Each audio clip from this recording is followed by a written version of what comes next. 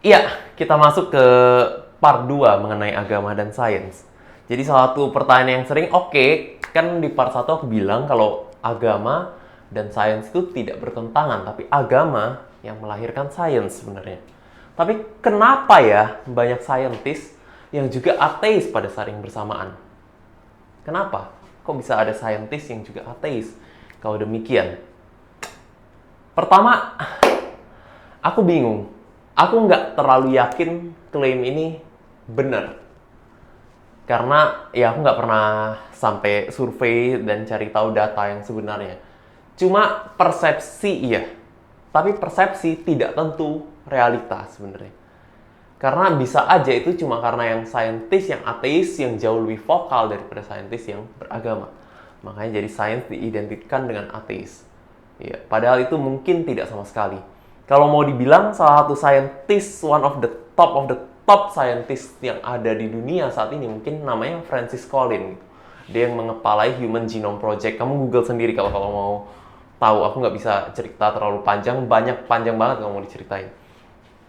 Dia seorang biologist, Francis Collins, dan dia seorang saintis Kristen yang sangat-sangat kuat di dalam imannya, sangat-sangat taat. Ya, ini kalau kamu mau Google Francis Collins, ini bisa dicari juga ini. Human Genome Project. Nah, ini ada kontribusi real di dalam science juga dia. Nah, jadi benar-benar sungguh-sungguh seorang Kristen yang taat, tapi dia juga punya kontribusi real yang sangat-sangat signifikan, sangat-sangat brilian di dalam science.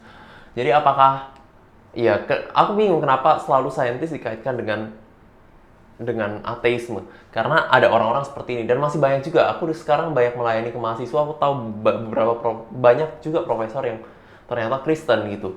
Jadi kenapa di Indonesia sendiri mungkin ilmuannya kebanyakan beragama, kenapa harus merasa banyak saintis yang tidak beragama atau yang ateis? Ya, itu nggak tentu. Jadi itu yang pertama. Tapi kalaupun memang katakanlah klaim itu benar, maka sebenarnya itu masuk akal.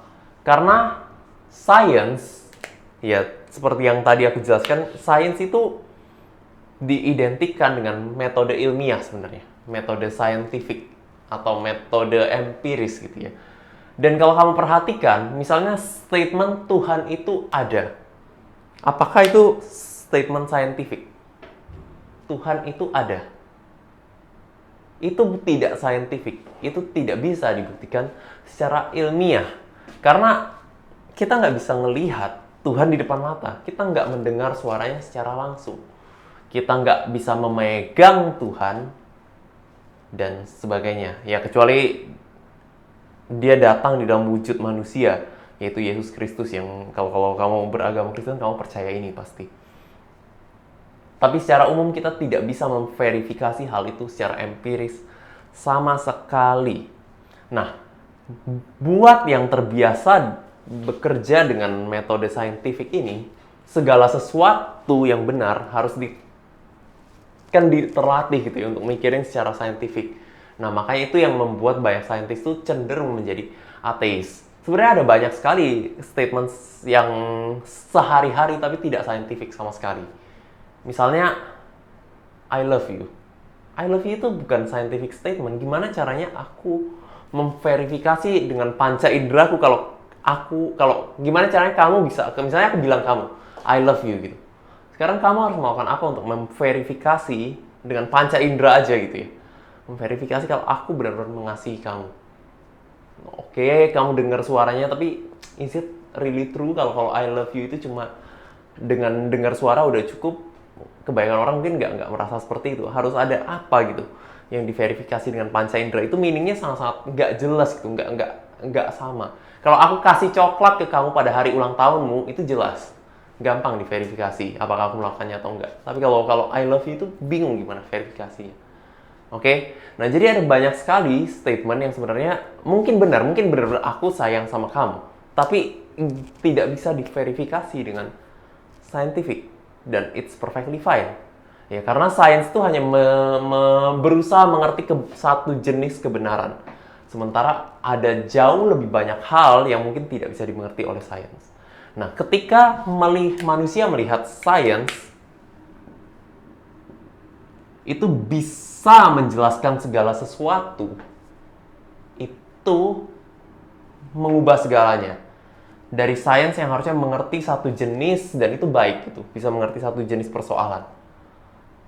Sekarang segala jenis persoalan yang ada di dunia ini harus bisa dimengerti oleh sains.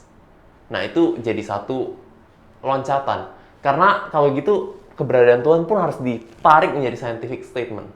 Dan by definition tadi aku bilang itu tidak akan mungkin bisa. Nah, ketika ini udah geser ke situ, itu bukan lagi sains sebenarnya. Itu namanya naturalisme. Naturalisme. Ya, jadi naturalisme itu percaya kalau semua yang ada di dunia itu natural. Tidak ada kuasa supranatural sama sekali. Dan itu tidak bisa dibuktikan. Itu hanya satu statement yang diklaim dan dipercaya. Gimana cara buktiin gak ada yang supranatural? Itu juga bukan scientific statement sebenarnya. Ya, jadi itu naturalisme. Dan sains, makin berhasil sains, makin membuat orang lebih mudah untuk percaya kepada naturalisme. Oh, sains bisa menjelaskan begini loh, begini. Bisa menjelaskan gimana dunia kebentuk, gimana manusia bisa ada, kenapa dunia bisa desain seperti ini. Sains bisa menjelaskan semua itu, akhirnya orang mulai percaya, iya ya, ternyata nggak perlu Tuhan. Mungkin Tuhan tidak ada. Ternyata tidak perlu Tuhan untuk menjelaskan, mungkin Tuhan tidak ada. Itu loncatan iman yang sangat-sangat jauh sebenarnya. Coba banyak orang yang dengan mudahnya loncat seperti itu dan nggak merasa kalau itu perlu satu loncatan iman. Iya, karena bisa aja Tuhan udah mendesain dengan cara demikian. Kan bisa aja. Kenapa harus bilang ketika itu bisa dijelaskan dengan ilmiah, dengan natural saja, maka tidak perlu Tuhan? Kenapa? Itu satu loncatan yang terlalu besar sebenarnya. Menurutku, perlu iman sangat-sangat tinggi. Tapi banyak orang nggak sadar itu perlu iman yang benar-benar tinggi sekali. Ya, dan by the way, nggak ada yang bisa menjelaskan secara natural. Masih banyak sekali pertanyaan yang perlu ini. Tapi orang gampang sekali percaya. Itu loncatan iman sangat-sangat tinggi. Nah, di sini jadinya. Kenapa banyak saintis bisa menjadi ateis? Ya karena banyak saintis karena terlalu sering memakai scientific methodology dan akhirnya melihat keberhasilan dari scientific methodology, makanya bergeser. Sepertinya cuma ada natur. Sepertinya cuma ada yang natural, cuma ada yang alam aja di dunia ini. Nggak ada lagi yang supranatural. Tapi itu sendiri bukan satu statement yang benar. Dan itu bukan satu statement yang ilmiah. Ya, itu satu statement yang perlu loncatan. Ya nggak tahu lah benar atau nggak, tapi itu perlu iman untuk percaya kalau tidak ada yang supranatural di dalam dunia ini. Ya, jadi ini sekian penjelasan dariku. Kalau ada yang nggak jelas, ya bisa komentar di bawah ini. Aku tahu ini sangat-sangat berat sebenarnya. Aku juga agak bingung gimana jelasinnya. Jadi ya aku coba dulu. Ya kalau bingung langsung tanya aja. Kalau ya nanti aku akan jawab, aku akan perjelas karena aku nggak tahu ini bisa dimengerti atau enggak. Ya silakan komen dan aku akan lanjut ke part 3. Ditunggu untuk video berikutnya. Bye-bye.